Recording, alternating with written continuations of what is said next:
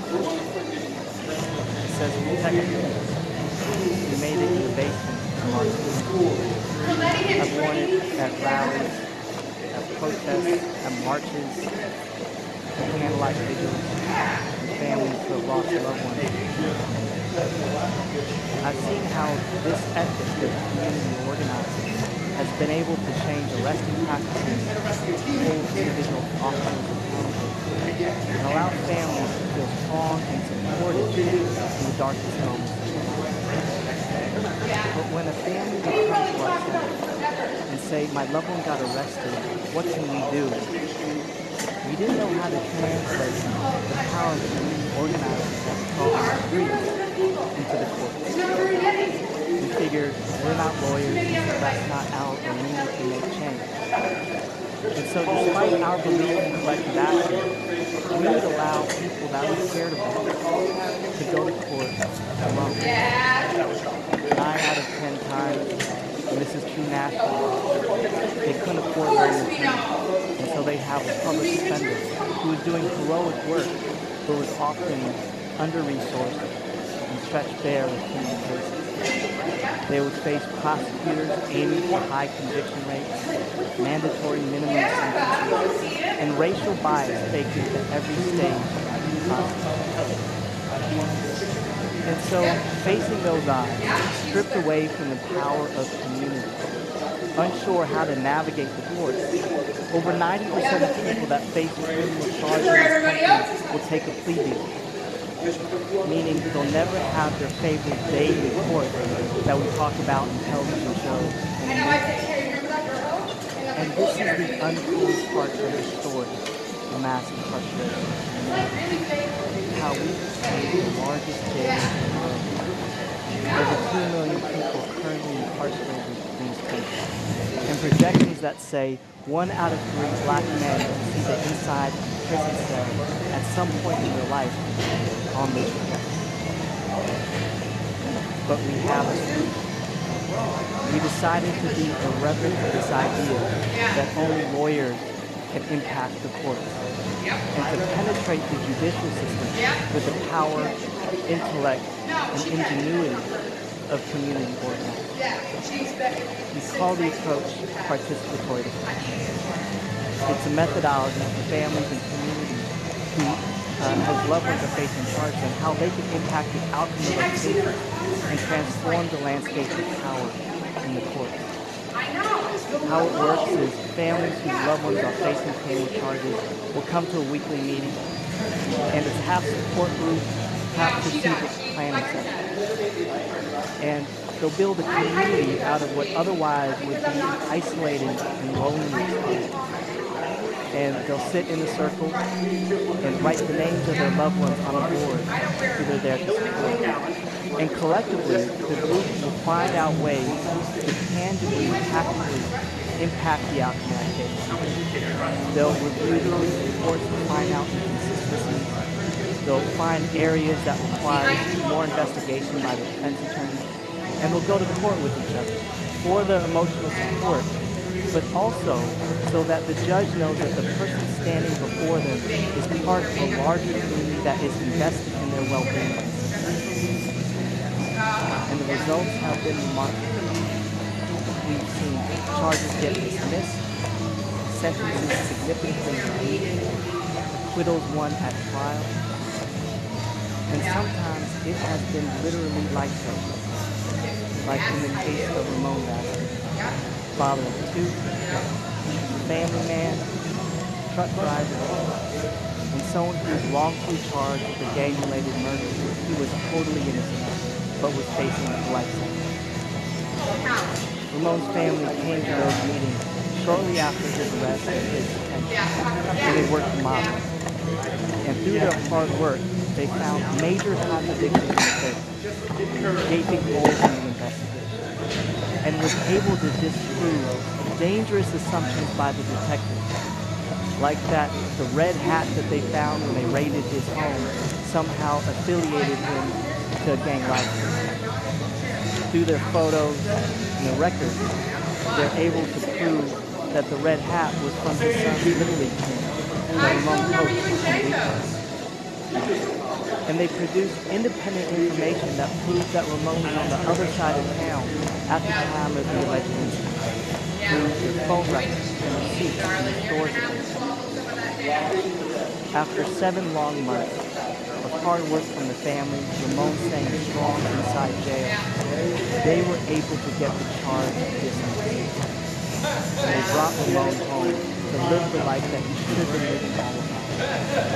And Ramon received a factual finding of innocence from the court, a rare legal device that had not been seen in our county in 25 years. And with each new case, the families identified new ways to flex the knowledge of the community to have impact on the court system. We would go to a lot of sentencing hearings, and when we would leave the sentencing hearing and I'll walk back to the parking lot after someone's loved one just got sent to prison, the most common refrain we would hear wasn't so much, I hate that judge, or I wish we had a new lawyer. What they would say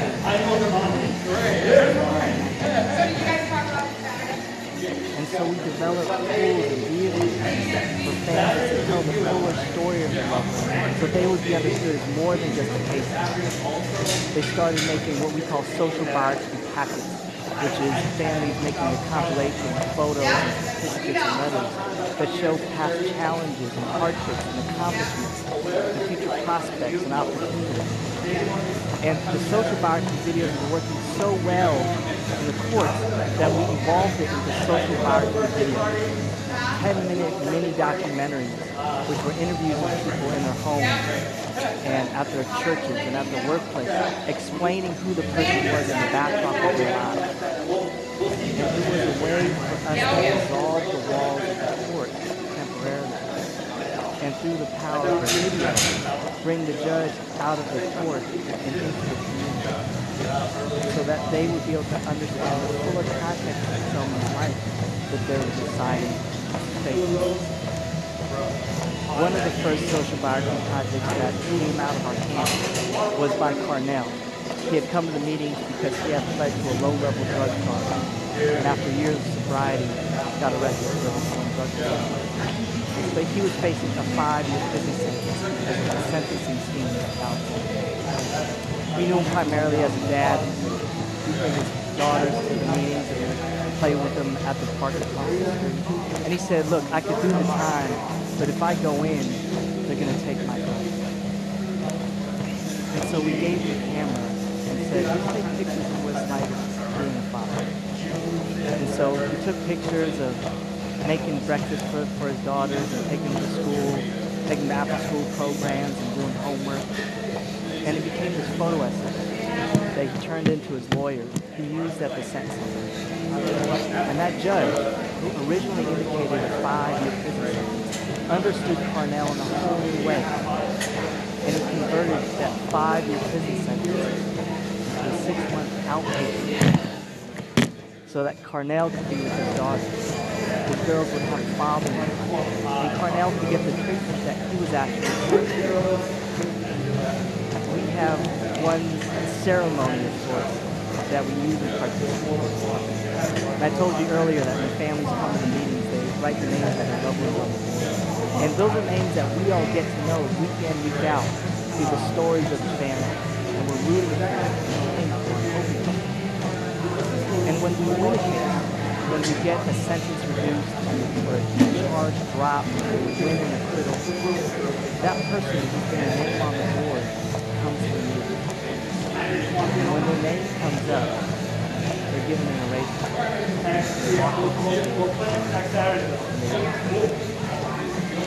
And it sounds simple, but it is a spiritual experience. People are haunted, crying. And for the families that are just starting that journey and sitting in the back of the room, for them to know that there's a finish line, that one day they too might be able to bring their loved one home, that they can erase the name, is profoundly.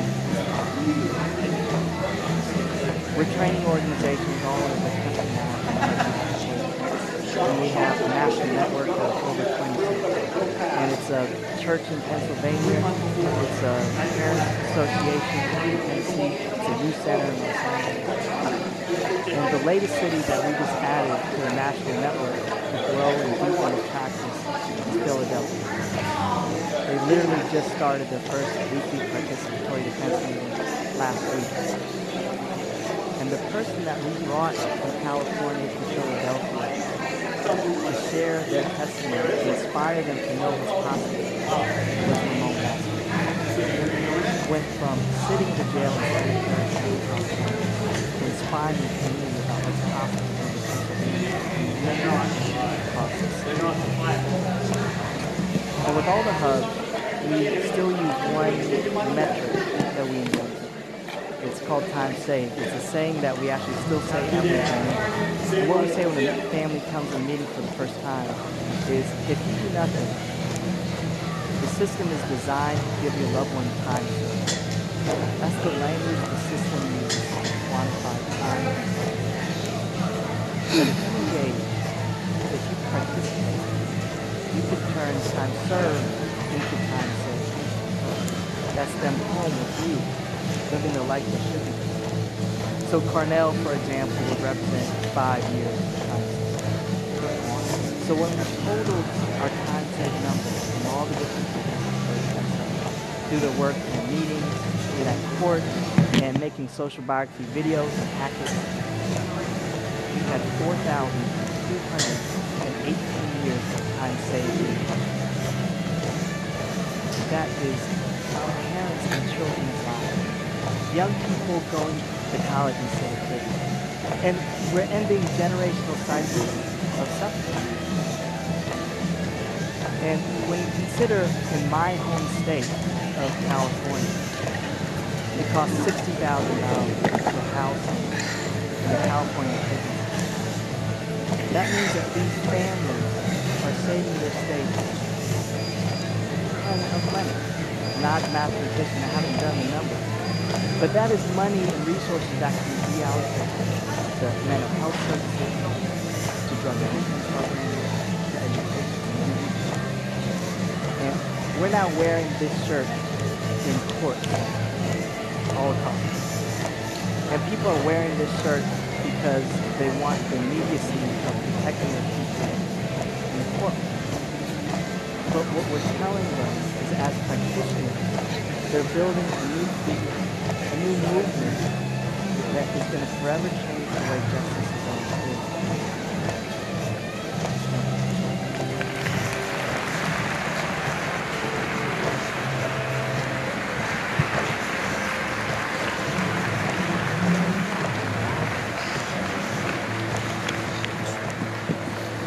So, Raj, how do you see participatory defense fitting into the broader movement for social justice? I think it's just a very exciting time. I don't know how many people were at marches yesterday, but there is, but there's an unprecedented moment to change this decade. And I see participatory defense is one of the vehicles where people can make proximate change. So not necessarily just change about the macro issues, but change where you can see it happening in the community. The more we create vehicles for that type of transformation, so the closer we're going to get to